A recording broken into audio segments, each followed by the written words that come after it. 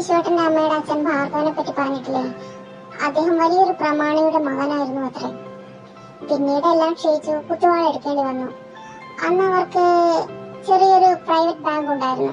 അന്ന് നാട്ടുകാർ ആ ബാങ്കിൽ വെച്ച കുറെ പണയ ഉരുപ്പടികൾ ഉണ്ടായിരുന്നു, സ്വർണവും മറ്റും എല്ലാം. ഇതെല്ലാം മറിച്ചു വിറ്റ് അദ്ദേഹം ചെറിയൊരു ബിസിനസ് തുടങ്ങി. അതും പൊളിഞ്ഞു. പിന്നീട് കുത്തുവാള എടുക്കേണ്ടി വന്നു. ബാങ്കിൽ വെച്ച ഉരുപ്പടികളെല്ലാം വിൽക്കുകയും ചെയ്തു. ബിസിനസും പൊളിഞ്ഞു. പണയം വെച്ച ഉരുപ്പടികൾ തിരിച്ചു കൊടുക്കാനും പറ്റിയില്ല. അവസാനം അദ്ദേഹത്തിന് ഈ നാട് തന്നെ വിടേണ്ടി വന്നു. അവിടെ വെച്ചാണ് അയാൾ വിശ്വേട്ടന്റെ അച്ഛനെ പരിചയപ്പെടുന്നത്. വിശ്വേട്ടന്റെ അച്ഛൻ പരമശിവൻ. സത്യത്തിലും അദ്ദേഹത്തിന്റെ പേര് പരമശിവൻ എന്നൊന്നുമല്ല, മറ്റെന്തോ പേരാണ്. പക്ഷേ അത് കൃത്യമായിട്ട് എനിക്കും അറിയില്ല. എന്തായാലും അദ്ദേഹം അവിടെ വലിയൊരു മാഫിയ തലവനായിരുന്നു. എന്തായാലും അന്ന് വിശ്വേട്ടന്റെ അച്ഛനാണ് തട്ടിപ്പും വെട്ടിപ്പും ഒക്കെ നടത്തി ആ കണ്ട സ്വത്തെല്ലാം തിരിച്ചു പിടിച്ചു കൊടുത്തത്. അതിന്റെ നന്ദി കാണിക്കാൻ ഭാർഗവൻ ആരുമില്ലാത്ത അനാഥനായ പരമേശ്വരനെ മകളെ കെട്ടിച്ചു കൊടുത്തു. തന്റെ വേരുകൾ കേരളത്തിലാണെന്നും ജനിച്ചതും വളർന്നതും ഹൈദരാബാദിലാണെന്നും പരമേശ്വരൻ പറഞ്ഞ അറിവ് മാത്രമേ പരമേശ്വരനെ പറ്റി ഭാർഗവന് ഉണ്ടായിരുന്നുള്ളൂ.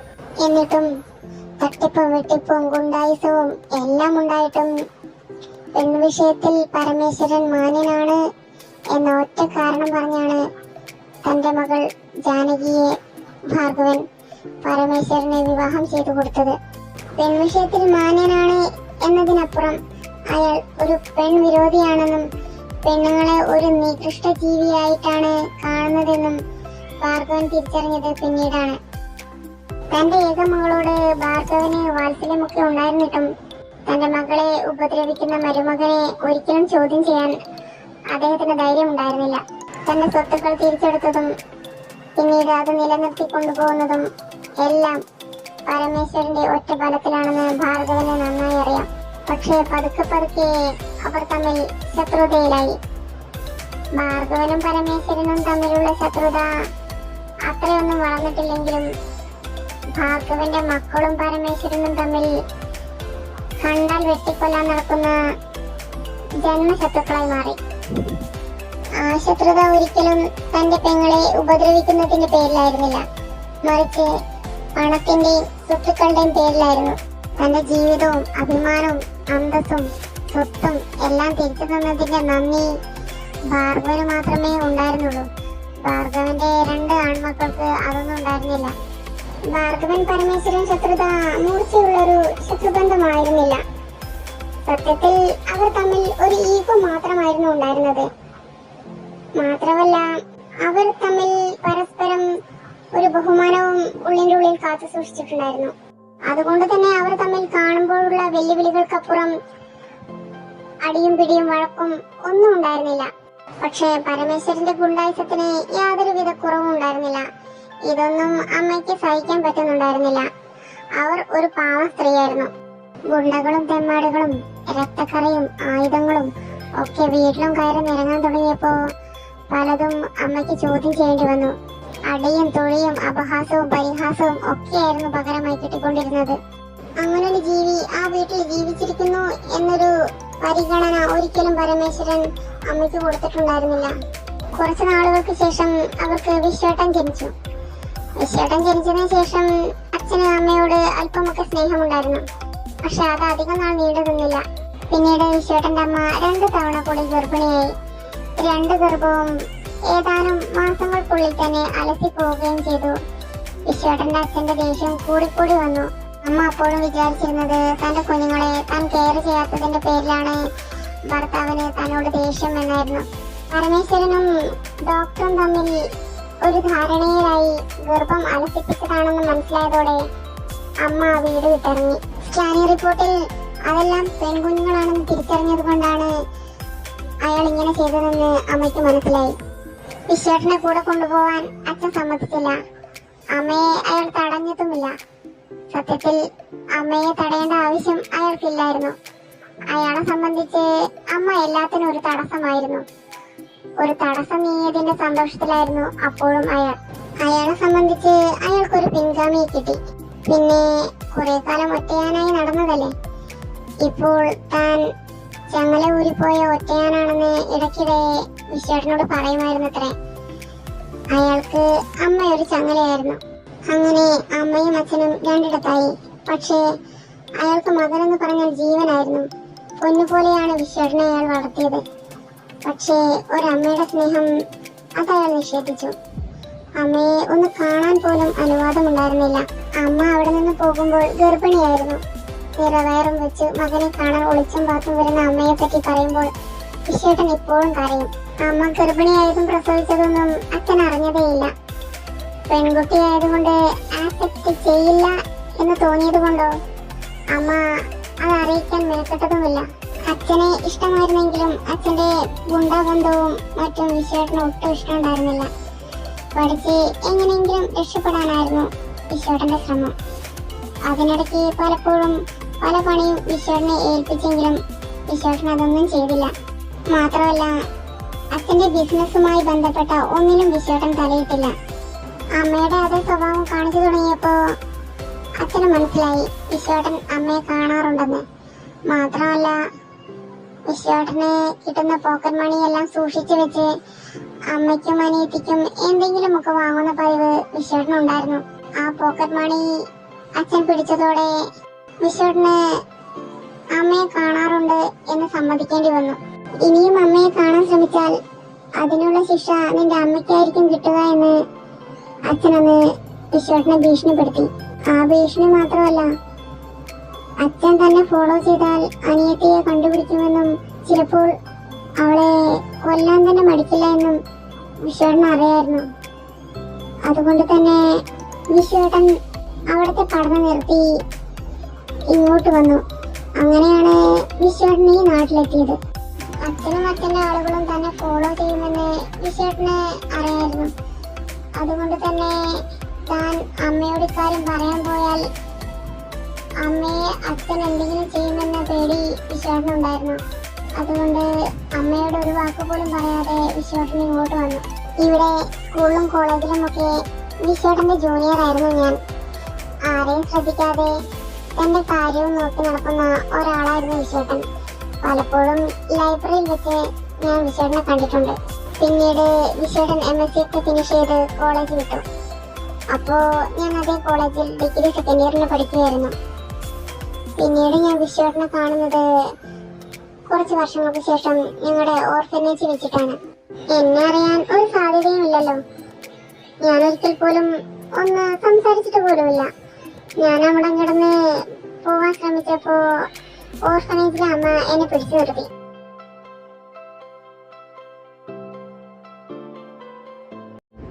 എന്നെ മനസ്സിലായോ? അതിനു മുമ്പ് എന്നെ പരിചയമുണ്ടോ? എവിടെ വെച്ചെങ്കിലും കണ്ടതായിട്ട് ഓർക്കുന്നുണ്ടോ? അയ്യോ, എനിക്ക് ഏട്ടനെ അറിയാം. വീണയും വയലിനൊക്കെ വായിച്ചിരുന്ന ഭാവന ചേച്ചിയുടെ ക്ലാസ്സിൽ കെമിസ്ട്രി പഠിച്ചിരുന്ന ചേട്ടനല്ലേ? ഭാവന വഴിയാണോ എന്നെ അറിയുന്നത്? അല്ല, ഞാൻ ഏട്ടനെ ലൈബ്രറി വെച്ചിട്ടൊക്കെ കണ്ടിട്ടുണ്ട്. പിന്നെ ഭാവന ചേച്ചിയോട് ഒരു ദിവസം സംസാരിക്കുന്നത് കണ്ടപ്പോ ഞാൻ ആരാണെന്ന് ചോദിച്ചു. അപ്പൊ ചേച്ചിയാ പറഞ്ഞേ ചേച്ചിയുടെ ക്ലാസ്സിലാ MScക്ക് പഠിക്കുന്നു. പിന്നെ പിന്നെന്തൊക്കെ പറഞ്ഞു? അല്ല, ചേച്ചിയുടെ വീട് ഇവിടെ ഓർഫനേജിന് അടുത്ത് തന്നെയായിരുന്നു. അപ്പൊ ഓരോന്ന് സംസാരിച്ചപ്പോ പറഞ്ഞു ചേട്ടനൊന്നും സംസാരിക്കില്ല, ഭയങ്കര പഠിപ്പിസ്റ്റാണ്, അങ്ങനെയൊക്കെ. അത്രയൊക്കെ എനിക്കറിയുള്ളൂ. പിന്നെ ഇടയ്ക്കിടയ്ക്ക് കാണാറുണ്ട്. അതുകൊണ്ട് എനിക്ക് ഈ മുഖം നല്ല ഓർമ്മയുണ്ട്.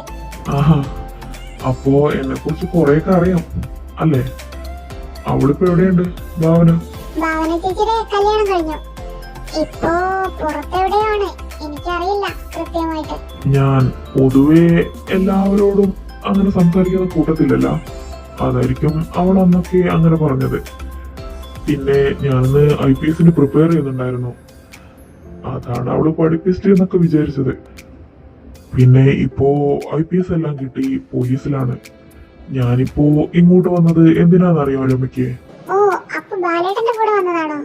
അല്ല, ഞാനിപ്പോ പുറത്തു പോയി വന്ന വഴിക്ക് എന്നോട് അവിടുന്ന് ചിലരെല്ലാം പറഞ്ഞു, ഇവിടെ പഠിച്ചിരുന്ന ബാലചന്ദ്രൻ, ഞങ്ങളൊക്കെ ബാലേട്ടൻ എന്ന് വിളിക്കുന്ന ചേട്ടന് IPS കിട്ടി, ഇവിടെ അമ്മയെ കാണാൻ വന്നിട്ടുണ്ടെന്ന്. അതാ ഞാൻ അങ്ങനെ ചോദിച്ചത്. ഞാനും ബാലനും ഫ്രണ്ട്സ് ആണ്, ഒരുമിച്ച് തന്നെ അങ്ങോട്ട് വന്നത്. പക്ഷേ ഞാൻ അവന് കൂട്ടുവന്നതൊന്നുമല്ല, എനിക്ക് പ്രിയപ്പെട്ട ഒരാളെ കാണാൻ വന്നതാണ്. പ്രിയപ്പെട്ട ഒരാളോ? അതാരാ? അത് രമയ്ക്ക് അറിയാവുന്ന ആള് തന്നെയാ. രമ എന്ന് വിളിക്കുന്നത് ഇത്തിരി ബുദ്ധിമുട്ടാണല്ലേ? അമ്മൂന്നാണല്ലേ രമയെ എല്ലാരും വിളിക്കുന്നത്? ഇല്ല, അംബികാമ്മ മാത്രം. അമ്മയാ എന്നെ എടുത്തു വളർത്തിയത്. മറ്റാരെയും അങ്ങനെ വിളിക്കാൻ ഞാനും സമ്മതിക്കാറില്ല. അതെന്താ അങ്ങനെ? പറയടോ. പറഞ്ഞ കളിയാക്കരുത്. ഇവിടെ എല്ലാവർക്കും ഒരുപോലെയാ. എല്ലാവരും അച്ഛനും അമ്മയൊന്നും ഇല്ലാത്ത അനാഥ കുട്ടികളാണല്ലോ. ആർക്കും പ്രത്യേക പരിഗണനയൊന്നും കിട്ടില്ല. എല്ലാവർക്കും ഓരോരോ ഓമന പേരുണ്ട്. എല്ലാവരും അവരെ അങ്ങനെ തന്നെ വിളിക്കും. പക്ഷേ എന്നെ ആദ്യമായിട്ട് അമ്മൂന്ന് വിളിച്ചത് അംബികാമ്മയാണ്. പിന്നെ മറ്റുള്ളവരൊക്കെ അമ്മൂന്ന് വിളിച്ചു തുടങ്ങിയപ്പോ ഞാൻ അവരെ സമ്മതിച്ചില്ല. പ്രത്യേകമായിട്ട് സ്നേഹം കിട്ടാൻ എല്ലാവർക്കും ആഗ്രഹം ഉണ്ടാവുമല്ലോ. അംബികാമ്മ മാത്രം എന്നെ അമ്മൂന്നും അമ്മൂട്ടിന്നൊക്കെ വിളിക്കുമ്പോ എനിക്ക് എന്നെ പ്രത്യേകമായിട്ട് സ്നേഹിക്കാൻ ഒരാളുണ്ടെന്ന് തോന്നുമല്ലോ, അതിനുവേണ്ടി. ഇത്രയൊക്കെ ബുദ്ധിയുണ്ടോ ഈ തലയില്? അതൊക്കെ പോട്ടെ, ആ പ്രിയപ്പെട്ട ഒരാൾ ആരാന്ന് പറഞ്ഞില്ലല്ലോ. ഞാൻ +2നും PGക്കും ഒക്കെ പഠിക്കുമ്പോ കണ്ട് എനിക്ക് ഒരുപാട് ഇഷ്ടം തോന്നിയൊരു മുഖം ഉണ്ടായിരുന്നു. പക്ഷേ ഞാനൊരിക്കലും അവളോട് സംസാരിച്ചിട്ടേ ഇല്ല. എനിക്കൊരു ജോലിയൊക്കെ ആവട്ടെ, ഞാനൊന്ന് സെറ്റിൽഡ് ആവട്ടെ എന്നൊക്കെ ഓർത്ത് ഇത്ര നാൾ ഞാൻ മാറി നിൽക്കുകയായിരുന്നു. ഇപ്പോ എനിക്കൊരു ജോലിയുണ്ട്, ഞാനിപ്പോ സെറ്റിൽഡ് ആണ്. അതുകൊണ്ടാ ഇപ്പൊ അവളെ തേടി ഇങ്ങോട്ട് വന്നത്. ഇനിയും ഞാൻ കൂടുതൽ എക്സ്പ്ലെയിൻ ചെയ്യണോ?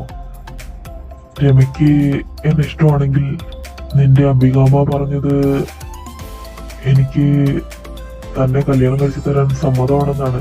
പക്ഷേ തനിക്ക് എന്നെ ഇഷ്ടമാണ്, തന്റെ ജീവിതമാണ്. താൻ നന്നായിട്ട് ആലോചിച്ച് ഒരു തീരുമാനമെടുത്താൽ മതി. ഞാൻ വെയിറ്റ് ചെയ്യാം. ഒരു കാര്യം ചോദിക്കട്ടെ? ചോദിക്കേ. 24 hours ബുക്കിൽ നിന്ന് കണ്ണെടുക്കാതെ താങ്കൾ എന്നെ ഇങ്ങനെ കണ്ടു?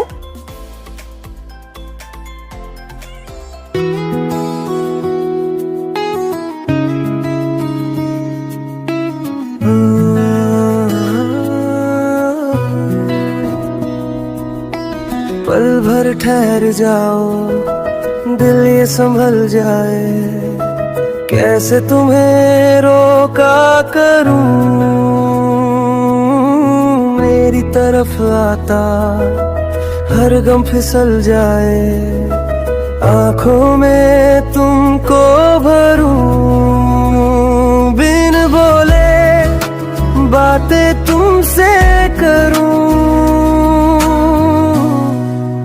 अगर तुम साथ हो, अगर तुम साथ हो।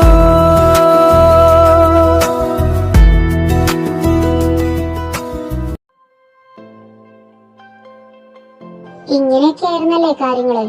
അപ്പൊ പിന്നെ ഞാൻ അധികം വെയിറ്റ് ചെയ്യിപ്പിക്കുന്നത് ശരിയല്ല. ഇത്ര ആത്മാർത്ഥതയോടെ IPS പഠിച്ചുകൊണ്ടിരിക്കുന്നതിനിടയിൽ അത്ര എന്നെ ശ്രദ്ധിച്ച ആളല്ലേ. അപ്പൊ പിന്നെ ഞാനെങ്ങനെ വെയിറ്റ് ചെയ്യിപ്പിക്കും? പിന്നെ എന്നെ ഇനി എല്ലാരും വിളിക്കുന്നത് പോലെ രമാന്നൊന്നും വിളിച്ചേക്കരുത്. എന്നെ പ്രത്യേകം സ്നേഹിക്കുന്നവര് എന്നെ അമ്മൂന്നോ അമ്മൂട്ടീന്നോ വിളിക്കുന്നതാ എനിക്കിഷ്ടം. ഈശ്വരനെ പോലെ ഒരാളെ വേണ്ടാന്ന് വെക്കാൻ എനിക്ക് ഈ ലോകത്ത് ഒരു കാരണം പോലും ഉണ്ടായിരുന്നില്ല. മറിച്ച് വേണമെന്ന് വെക്കാൻ 1000 കാരണങ്ങൾ ഉണ്ടായിരുന്നു താനും.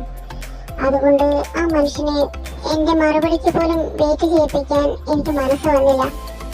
അങ്ങനെ ഞങ്ങളുടെ കല്യാണം നടന്നു. കല്യാണം എന്ന് വെച്ചാ രജിസ്റ്റർ ഓഫീസിൽ വെച്ച് ഒരു താലികെട്ട്, പിന്നെ ഞങ്ങളുടെ ഓർഫനേജിൽ ഗംഭീരമായൊരു സദ്യ. വിശ്വടനെ സംബന്ധിച്ച് ലളിതമായൊരു കല്യാണം, പക്ഷേ എന്നെ സംബന്ധിച്ച് അത് വളരെ വലിയൊരു ആഡംബരമായിരുന്നു. രജിസ്റ്റർ ഓഫീസിൽ വിശ്വടന്റെ അച്ഛൻ വന്നിരുന്നു. പെണ്ണുങ്ങളെ കുടുംബത്തിൽ കയറാൻ അനുവദിക്കാത്ത അച്ഛൻ തന്റെ കല്യാണത്തിന് വന്നത് കണ്ട് വിശ്വടൻ തന്നെ അമ്പരന്നു. വിശ്വടൻ സന്തോഷവും സങ്കടവും എല്ലാം അടക്കി പിടിച്ചുകൊണ്ട് അച്ഛന്റെ അടുത്തേക്ക് ചെന്നു. അച്ഛൻ വരുമെന്ന് ഞാൻ പ്രതീക്ഷിച്ചില്ല. മകനായി പോയില്ലേ, വന്നല്ലേ പറ്റൂ. അവൾ അനാഥ തന്നെയല്ലേ, ചോദിക്കാനും പറയാനും പിന്നാരും വരില്ലല്ലോ. ഓർഫനേജിലെ ചടങ്ങെല്ലാം കഴിഞ്ഞ് ഞങ്ങൾ വീട്ടിലേക്ക് വരാം. പക്ഷേ ഇന്ന് തന്നെ ഞങ്ങൾ തിരിച്ചു പോകും. എനിക്ക് നാളെ ഡ്യൂട്ടിക്ക് കയറേണ്ടതാണ്. ഓഫീസിനടുത്ത് ഞാനൊരു വീടെടുത്തിട്ടുണ്ട്. എനിക്ക് ജോലിക്ക് പോവാനും വരാനും അതാണ് എളുപ്പം. വിശ്വട്ടൻ അച്ഛന്റെ പിൻഗാമിയാവില്ല എന്ന് ഉറപ്പുള്ളത് കൊണ്ടാവും അച്ഛൻ വിശ്വട്ടനെ തടഞ്ഞില്ല. അവിടെ നിന്ന് അങ്ങോട്ട് എന്റെ ജീവിതത്തിലെ ഏറ്റവും സന്തോഷമുള്ള ദിവസങ്ങളായിരുന്നു. बिन बोले बातें तुमसे करूं, अगर तुम साथ हो, अगर तुम साथ हो.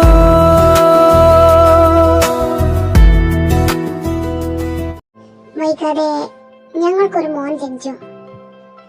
അവൻ ജനിക്കും മുമ്പ് ഒരു ദിവസം പോലും അച്ഛനിങ്ങോട്ട് വരികയോ വിശ്വനോട് സംസാരിക്കുകയോ ഒന്നും ചെയ്യാറുണ്ടായിരുന്നില്ല. പക്ഷേ അവൻ ജനിച്ച ശേഷം അച്ഛൻ ഇടയ്ക്കിടെ ഇങ്ങോട്ട് വരാറുണ്ടായിരുന്നു. പിന്നീട് വരുമ്പോഴെല്ലാം ആ പഴയ പ്രമാണിയുടെ അല്ലെങ്കിൽ ഒരു മാഫിയ കിങ്ങിന്റെ ആറ്റിറ്റ്യൂഡൊന്നുമില്ലാതെ തനി മുത്തശ്ശനായി, വിശ്വന്റെ അച്ഛനായി. വിശ്വനെ സംബന്ധിച്ച് വിശ്വന്റെ ഫാമിലി തന്നെ തിരിച്ചു കിട്ടിയൊരു സന്തോഷമായിരുന്നു. എന്നോടൊരു ലോഹ്യം കാണിക്കാറില്ലെങ്കിലും വിശ്വനോട് അദ്ദേഹത്തിന്റെ പെരുമാറ്റത്തിലുള്ള മാറ്റം എനിക്ക് സന്തോഷം തരുന്ന കാര്യമായിരുന്നു. എന്റെ കല്യാണത്തോടു കൂടി ചിന്ന ഭിന്നമായ അവരുടെ ബന്ധം വീണ്ടും ഇങ്ങനെ കൂടിച്ചേരുമ്പോ അതെന്നെ സംബന്ധിച്ച് ഏറ്റവും സന്തോഷം തരുന്ന ഒരു കാര്യമായിരുന്നു. അങ്ങനെ അച്ഛൻ എല്ലാ ദിവസവും ഇങ്ങോട്ട് വരാൻ തുടങ്ങി. അവന് വേണ്ട കളിപ്പാട്ടവും ഉടുപ്പും ഭക്ഷണവും വേണ്ടതും വേണ്ടാത്തതും എല്ലാം വാങ്ങിക്കൊണ്ട് രാവിലെ മുതൽ രാത്രി വരെ അവനെ കളിപ്പിച്ചും ഊട്ടിയും ഉറക്കിയും ഇവിടെ തന്നെ കഴിച്ചു കൂട്ടും. രാത്രി എത്ര വൈകിയാണെങ്കിലും അവൻ ഉറങ്ങിക്കഴിഞ്ഞിട്ട് വീട്ടിലേക്ക് തിരിച്ചു പോകും. ഇവിടെ നിൽക്കാൻ എത്ര പറഞ്ഞാലും അച്ഛൻ കേൾക്കില്ല. പിന്നെ പുലരുമ്പോൾ അച്ഛൻ നേരത്തെ ഇവിടെ എത്തിയിരിക്കും. പിന്നെ അവനെ ഉണർത്തുന്നതും ഭക്ഷണം കൊടുക്കുന്നതും ഒക്കെ അച്ഛൻ തന്നെ. എന്തിന് എനിക്കവനെ ഒന്ന് താലോലിക്കാൻ പോലും കിട്ടാതായി. ഒന്ന് പാല് കൊടുക്കുന്നത് പോലും അച്ഛൻ പോയതിനു ശേഷമാണ്, അല്ലെങ്കിൽ വല്ല അസുഖമോ മറ്റോ വരുമ്പോൾ മാത്രം. ഇതെല്ലാം മുത്തശ്ശന്റെ അമിത സ്നേഹമായി കരുതി ഞാൻ ഒന്നും വിലക്കാനും പോവാറില്ലായിരുന്നു. ആരെങ്കിലേക്ക് ശ്രദ്ധ മാറിപ്പോയത് കൊണ്ടോ അതോ ഉത്തരവാദിത്തമുള്ള ഒരു കുടുംബസ്ഥനായി മാറണമെന്ന് സ്വയം തോന്നിയത് കൊണ്ടോ എന്നറിയില്ല. അക്കാലത്തൊന്നും അച്ഛൻ ഒരു തെറ്റിനും വഴക്കിനും ഒന്നും പോയിട്ടുണ്ടായിരുന്നില്ല. പക്ഷേ കൊല്ലും കൊലയുമായി നടന്നവർക്ക് പെട്ടെന്നൊരു ദിവസം അതിൽ നിന്ന് മാറി നിൽക്കാമെന്ന് വിചാരിച്ചാൽ നടക്കില്ലല്ലോ. അവർ ചെയ്തു വെച്ചതെല്ലാം അവരെ പിന്തുടർന്ന് വന്നുകൊണ്ടിരിക്കും. അച്ഛൻ ചെയ്ത മുൻപത്തെ കേസുകളെല്ലാം കുത്തിപ്പൊക്കി വരാൻ തുടങ്ങി. ആ പല കേസുകളും വിശ്വന്റെ അധികാരം ഉപയോഗിച്ച് ഒതുക്കി തീർക്കേണ്ടി വന്നു. അച്ഛൻ വന്ന മാറ്റം എന്നേക്കും വേണമെന്ന ദുരാഗ്രഹം കൊണ്ടോ കുടുംബസ്നേഹിയായ അച്ഛന്റെ മറ്റൊരു മുഖം കണ്ട് അതിൽ മതിമറന്ന് നിന്നു പോയതുകൊണ്ടോ വിശ്വൻ അച്ഛൻ ചെയ്ത പല തെറ്റുകളും മറച്ചു വെച്ച് തന്റെ അധികാരം ദുരുപയോഗം ചെയ്തു. വാദികളും പ്രതികളും എല്ലാം അവിടെ ഗുണ്ടകളും തെമ്മാടികളും തെറ്റുകാരും ഒക്കെയായിരുന്നു. എങ്കിലും തന്റെ ജോലിയിൽ വെള്ളം ചേർത്തതിൽ മനം നൊന്ത് വിശ്വൻ തന്റെ ജോലി തന്നെ രാജിവെച്ചു. അങ്ങനെയാണ് DRRD എന്ന കമ്പനി സ്റ്റാർട്ട് ചെയ്തത്. ഉള്ള പൈസ കൊണ്ട് തട്ടിക്കൂട്ടിയ ഒരു കമ്പനിയായിരുന്നു അത്. തുടക്കമായതുകൊണ്ട് ഞാനും അതിനെ സഹായിക്കേണ്ടി വന്നു. പലപ്പോഴും രാത്രി ഉറക്കമുണ്ടായിരുന്നില്ല. പകല് എന്റെ മോനെ നോക്കാൻ ഏതായാലും എനിക്കൊരു അവസരം കിട്ടിയിരുന്നില്ല. അതുകൊണ്ട് പകലും ആ കമ്പനിക്ക് വേണ്ടി എനിക്ക് കഷ്ടപ്പെടേണ്ടി വന്നു. അതൊരു അവസരമായി കണ്ടോ, അല്ലെങ്കിൽ അവനെ നോക്കാൻ കൂടുതൽ സൗകര്യത്തിനു വേണ്ടി അച്ഛൻ ആരവിനെ അച്ഛന്റെ വീട്ടിലേക്ക് കൊണ്ടുപോയി. അതെനിക്ക് വിഷമവും നിരാശയും ഒക്കെ ഉണ്ടാക്കി. പക്ഷേ എന്തു തന്നെ വന്നാലും അച്ഛനോട് ഒരു നോ പറയാനുള്ള ധൈര്യമൊന്നും എനിക്കൊന്നും ഉണ്ടായിരുന്നില്ല. പിന്നെ അന്ന് ഞങ്ങൾ സാമ്പത്തികമായി നല്ല ഞെരുക്കത്തിലായിരുന്നു. നമ്മളൊന്ന് പച്ചപ്പിടിക്കും വരെ അവൻ അവിടെ നിൽക്കട്ടെ. നമ്മുടെ മനപ്രയാസവും സാമ്പത്തിക ബുദ്ധിമുട്ടും അവനെ ബാധിക്കാൻ പാടില്ല. പിന്നെ അവനെ പിരിഞ്ഞാൽ അച്ഛൻ വീണ്ടും ഒറ്റപ്പെടും. പിന്നെ പഴയ പോലെ ആയാലോ എന്നൊരു പേടി എനിക്കുണ്ട്. അതുകൊണ്ട് കുറച്ചുനാൾ അവൻ അവിടെ നിൽക്കട്ടെ. നമുക്ക് വൈകിട്ട് പോയി ഇങ്ങോട്ട് കൊണ്ടുവരാം. എന്നിട്ട് രാവിലെ അവിടെ ആക്കിയിട്ട് ഓഫീസിലേക്ക് പോവാം എന്നൊക്കെ വിശ്വട്ടം പറഞ്ഞപ്പോ ഞാനങ്ങ് സമ്മതിച്ചു. പക്ഷേ അതൊരു നല്ല തീരുമാനമായിരുന്നില്ല. അങ്ങനെ ഇന്ന് രാവിലെ കുട്ടിയെ വിശ്വട്ടന്റെ അച്ഛന്റെ വീട്ടിലേക്കാക്കി ഞങ്ങൾ ജോലിക്ക് പോകും. തിരിച്ച് ജോലി കഴിഞ്ഞ് മോനെയും കുട്ടി വീട്ടിലേക്ക് തിരിച്ചു വരും. 50 കിലോമീറ്ററോളം യാത്രയുണ്ടായിരുന്നു വിശ്വട്ടന്റെ അച്ഛന്റെ വീട്ടിലേക്ക്. എന്നും 2 നേരം ആ പഴയ കാർ ഓടിച്ച് അങ്ങോട്ടും ഇങ്ങോട്ടും പോകുന്നത് ബുദ്ധിമുട്ടുള്ള കാര്യം തന്നെയായിരുന്നു. എങ്കിലും എന്റെ മനപ്രയാസം പരിഗണിച്ച് വിശ്വട്ടൻ ഒരു പരിഭവം പറയാതെ എന്നോടൊപ്പം വരുമായിരുന്നു. പലപ്പോഴും ഞങ്ങൾ ചെല്ലുമ്പോൾ കുഞ്ഞുറങ്ങി കാണും. പിന്നെ രാവിലെ അവന്റെ ഉറക്കം നഷ്ടപ്പെടുത്തി അവനെ തിരിച്ചു കൊണ്ടാക്കണം. പിന്നെ അങ്ങോട്ടും ഇങ്ങോട്ടുമുള്ള യാത്ര. അവൻ വളരെ കുഞ്ഞല്ലേ. ഇതെല്ലാം അവന് തന്നെ പ്രയാസമാണെന്ന് തോന്നിയപ്പോ ഞാൻ തന്നെ പറഞ്ഞു, 2 ദിവസം കഴിഞ്ഞു പോയാൽ മതിയെന്ന്. ഇതെല്ലാം തെറ്റായ തീരുമാനങ്ങളായിരുന്നു. ചിലപ്പോ 2ാമത്തെ ദിവസം വൈകിട്ട് അച്ഛൻ വിളിച്ചു പറയും, അവൻ ഉറങ്ങി, ഇനി ഇങ്ങോട്ട് വരണ്ട, നാളെ കൊണ്ടുപോവാം എന്നൊക്കെ. ചിലപ്പോ ഇന്നിനി കൊണ്ടുപോകണ്ട, നാളെ കൊണ്ടുപോവാം എന്ന് പറയും. അങ്ങനെ 2 ദിവസം 4 ദിവസമായി, 4 ദിവസം 6 ദിവസമായി. പിന്നെ അവൻ വിളിച്ചാലും വരാതായി. അങ്ങനെ കുഞ്ഞ് ഞങ്ങളിൽ നിന്ന് അകന്ന് പോകാൻ തുടങ്ങി. സത്യത്തിൽ അവന്റെ പേര് ആരവ് എന്നായിരുന്നില്ല. ആരവ് എന്ന പേരിട്ടത് അച്ഛനാണ്. ഒരിക്കൽ ഞങ്ങൾ അവിടെ പോയപ്പോൾ, അമ്മ എന്തിനാ എന്നെ വിളിക്കുന്നത്? എന്റെ പേര് ആരവെന്ന. അപ്പാപ്പനാ എനിക്ക് പുതിയ പേരിട്ട്. എനിക്ക് ആരവെന്ന പേരാ ഇഷ്ടം.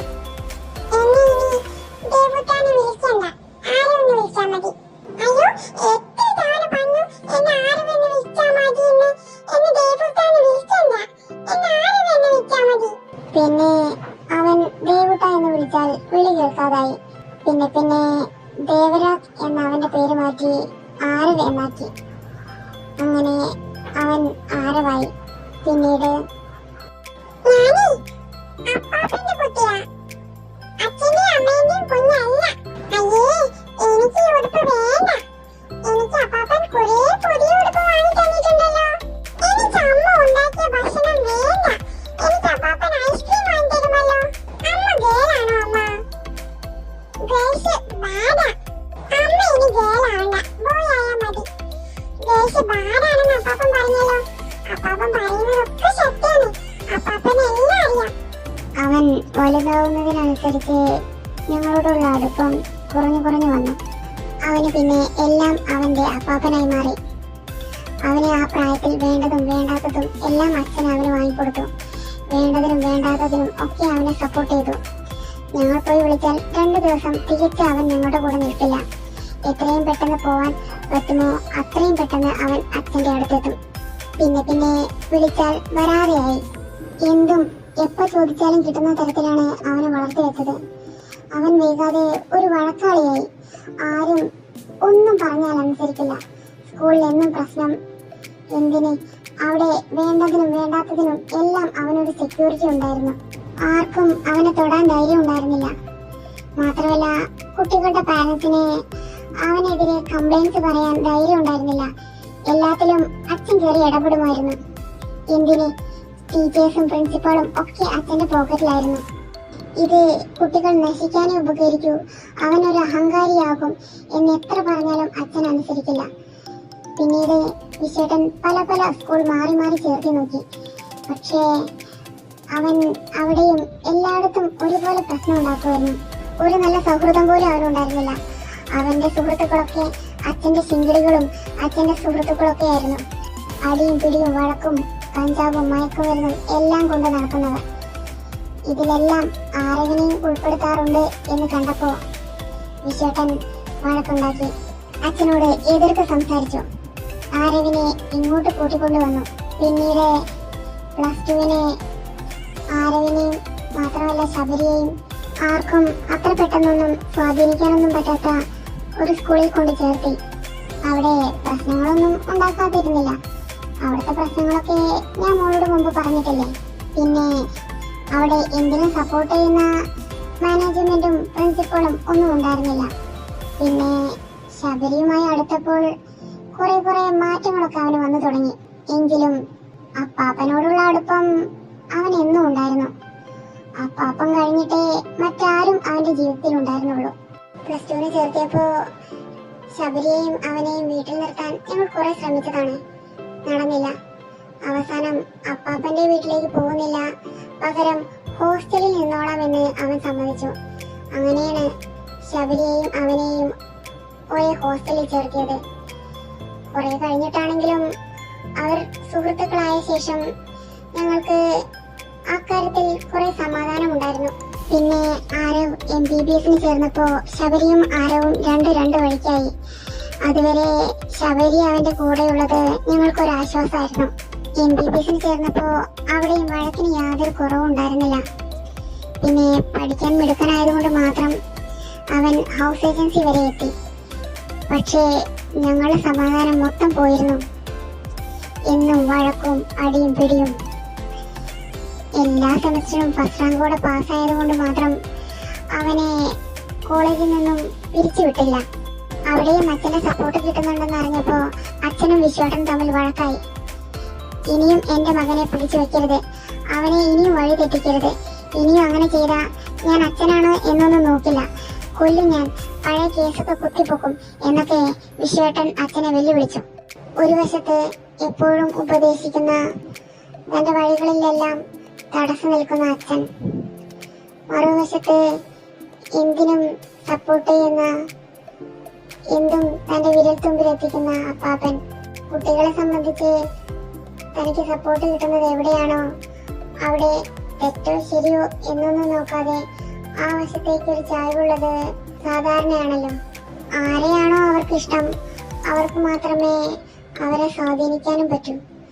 ആ സ്വാധീനം ഒഴിവാക്കുകയല്ലാതെ ആരവിനെ മാറ്റിയെടുക്കാൻ വേറെ വഴിയൊന്നും ഉണ്ടായിരുന്നില്ല. എത്രയൊക്കെ ശ്രമിച്ചാലും വിശ്വേട്ടനെ അവനെ ഉപദേശിച്ചോ ശകാരിച്ചോ ഒന്നും നന്നാക്കാൻ കഴിയില്ലായിരുന്നു. പക്ഷേ അച്ഛന്റെ അനാവശ്യമായിട്ടുള്ള സപ്പോർട്ടും തെറ്റിനെ പ്രോത്സാഹിപ്പിക്കുന്നതും ഒക്കെ നിർത്തിയ അവൻ കുറെ കൂടെ യാഥാർത്ഥ്യം തിരിച്ചറിയുമെന്ന വിശ്വാസം വിശ്വേട്ടനുണ്ടായിരുന്നു. പക്ഷേ അച്ഛൻ അതിന് വഴങ്ങിയതേയില്ല. ആരോ ഹൗസ് സർജനായിട്ട് വർക്ക് ചെയ്യുന്ന സമയത്ത് ആ ഹോസ്പിറ്റലിലെ സീനിയർ ഡോക്ടർ വിശ്വേട്ടന്റെ ഫ്രണ്ടായിരുന്നു. ഒരു ദിവസം ഡോക്ടർ വിശ്വേട്ടനെ ഹോസ്പിറ്റലിലേക്ക് വിളിച്ചു വരുത്തി.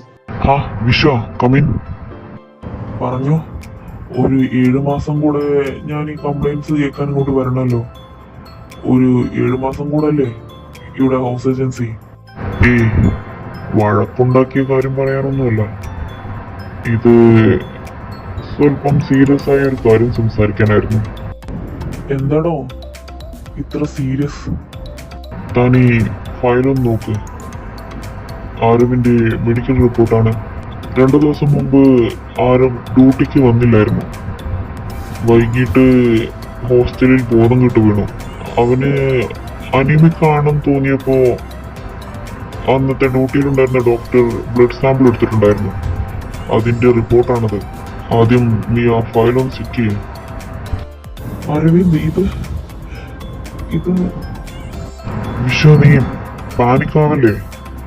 അത് അത്ര വലിയ പ്രശ്നമൊന്നുമല്ല. പക്ഷേ ശ്രദ്ധിച്ചിട്ടില്ലെങ്കിൽ അത് വലിയ പ്രശ്നമാവും. അതുകൊണ്ട് ഞാൻ തന്നെ വിളിച്ചു വരുത്തിയത്. താൻ ഇങ്ങനെ പാനിക്കാവില്ലേ? വിശ, എടോ, ഡോക്ടർ അലക്സ്, കമിയർ.